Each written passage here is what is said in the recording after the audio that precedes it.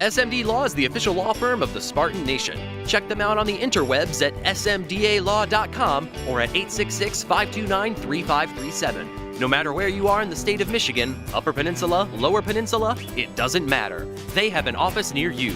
So whether you need to send a letter to an annoying neighbor, or you're a criminal and you need defense, maybe you just have problems with elder law, check them out, smdalaw.com today. The official law firm of the Spartan Nation. Call them first, then you act. Corner after the delay, I'm right here too, okay, just sorry. I'm bad at that, that's all right. After the delay, you come out, you don't get the fourth down, but from that point forward, you guys went largely tempo, pass-driven offense. Under the conditions, might have seemed counterintuitive. Why did you do that? Why did it work? Well, I mean, Penn State's a great defense. We knew that coming in. I think our pass game has been picking up. I think Lewerke's been throwing the ball exceptionally well. That was successful for us in the first half. Going into the game, it wasn't necessarily let's go throw all over the field. That was not our game plan. We had a good run game plan, but as we got going, pass game was working, and it's easy to stick with it. For both of you, please, you've both been around football a long time. I've been coming to games here for 46 years. That was the smallest crowd, but probably the best. Would you guys comment about that crowd? I mean, no one sat down after the delay. It was this loud. Would you both talk about it, please? I know it fired our guys up when they came out. Yeah, you're right. It wasn't huge, but they were loud. And our guys, when they ran out of the tunnel, not knowing if there's going to be a single fan there, there was a loud group of fans there, and it did fire our kids up. And you don't know what type of energy is going to happen after a 3-hour delay, but it brought extra juice, and we appreciate it. There was more people that came back than I expected, to be honest with you. And as Tress said, they were very loud, and they had an impact. So we appreciate that. Dave, over in front of the middle here. Center field. Lewerke's got 845 yards in his past 2 games. What's clicking for him right now in the passing game in general? How have you had this kind of success in the past couple weeks? I think it's a full team effort. Obviously, he has grown as the season has gone on, but so has our offensive line, and so has our receivers. So I think it's for sure Brian's been doing a great job throwing the ball around, been very accurate. But I think he's had pretty good protection for the most part. Nothing's ever perfect. And I think our receivers are growing as well. So they're running good routes, getting open, they're getting on the same page. So I think it's everybody involved in the offense. Mike, over here. Obviously, you guys, Saquon Barkley is a huge focal point. For the most part, you guys do a pretty good job of containing him. Just talk about that defense being able to kind of fight through some of the things that happen in a tough game. Josiah trips on the play. Big plays are coming, but the fact that they were able to fight through and get it done again. Yeah, the biggest thing, and probably the thing we're most proud of, is we know we'll face adversity, and obviously that's a big piece of adversity right there, and the guys responded, and there was no hanging of heads on the sidelines. And you know what? We gave up a lot of passing yards, but we did hold Saquon down a little bit in his total yardage, and 3 sacks and 3 interceptions. So I think the completion percentage went down the second half. Still gaining yards, but we made some big plays too. We made some big plays when they were passing. Mike, thinking about Saquon a little more, what was kind of the focal point in being able to slow him down? It's always stopped the run for us. So we feel like just needed to swarm because he's a guy that can make somebody miss. And honestly, last week we missed a couple tackles, and the second, third, fourth hit, rat-a-tat-tat, weren't there like they need to be. So we had a real swarm mentality.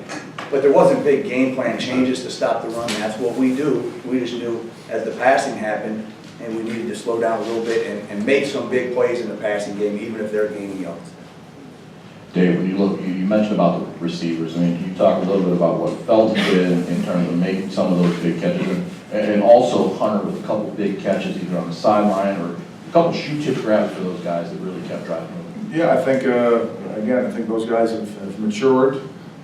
I think there's a confidence level between quarterback and wide receiver that always is very important. Those guys being on the same page, and I think hopefully we're at that point now where those guys are on the same page, and it doesn't just happen overnight. I think we'll hopefully get there, but those guys have made big plays. They've made big plays throughout the season. But to make those plays in a big game like this is a feather in their hat. Could have raised a family of 3 during that delay. But Brian Allen actually said he took a nap in the shower. What were the coaches doing? You can't talk strategy for 4 hours, can you? No, I mean, there's only so much you can do with players out there, and really, we didn't, offensively, we didn't change a whole lot. We just, talked about what we've done up to that point, what's been successful, what direction we needed to go, which was basically continue with our game plan. Again, no real changes there. Now, they adjusted a little bit of their blitz packages that we adjusted to a little bit, but as far as the plays and our game plan, it just was moving along. But that took, I don't know how long we're down there, half hour maybe, in the locker room, and then all of a sudden we got the word that it's a 2-hour delay minimum, so then bang, pads come off and everybody just sort of scatters and relaxes. What the coaches? Same, scatter and relax. Watch whatever was on, watch an Iowa game, I guess, a little bit. Back left here, guys. You guys have had tons of big wins here, but all things considered, you need to talk to Coach a little bit about it more, but all things considered, how big is this win in your guys' opinion, given everything that's transpired? Well, at this moment, it feels like the biggest, and it should right after the game.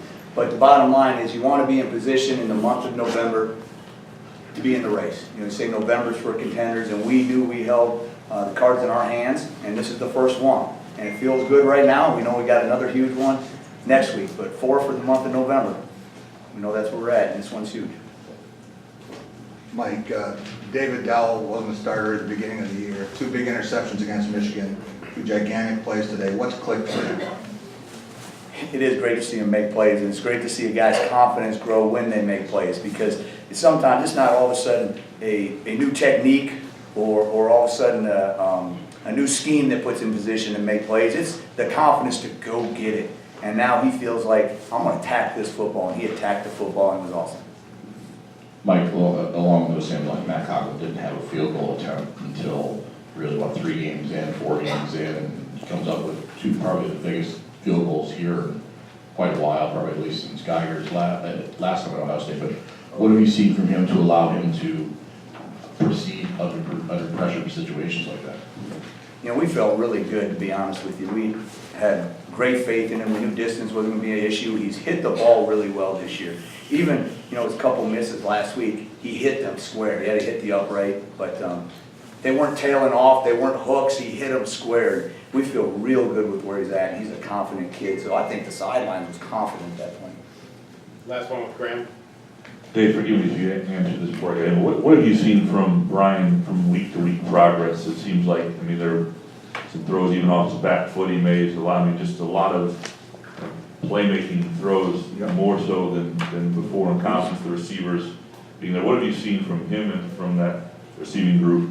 Yeah, I think it's, we did talk about it a little bit, but I think it's a team effort offensively. I think there's a confidence level between our receivers now that they're gaining experience. Now that Brian's gaining experience, I think they're starting to mesh, be on the same page. There's no, I thought you were doing this and I did that, none of that's going on for the most part. So I think it's just a maturity level with our youth on offense. And Brian's done a great job of, the plays he's making in addition to that are him scrambling around with his feet and throwing the ball down the field. And he's done that all along, and obviously did a couple big times today. All right, great. Thanks, guys.